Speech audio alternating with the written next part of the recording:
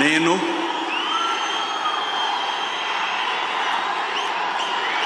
నారా చంద్రబాబు నాయుడు అనే నేను శాసనం ద్వారా నిర్మితమైన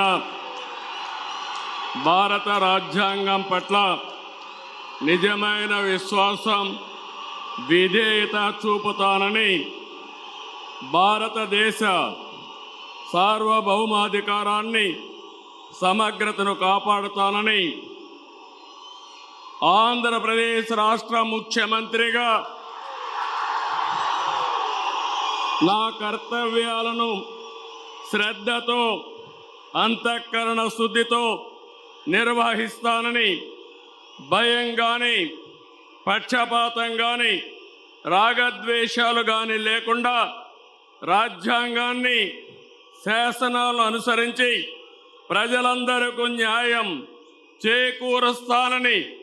దైవ సాక్షిగా ప్రమాణం చేస్తున్నాను. నేను నారా చంద్రబాబు నాయుడు అనే నేను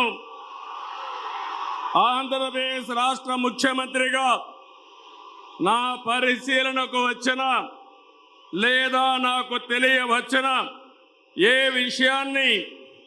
నా కర్తవ్యాలను సక్రమంగా నిర్వహించేందుకు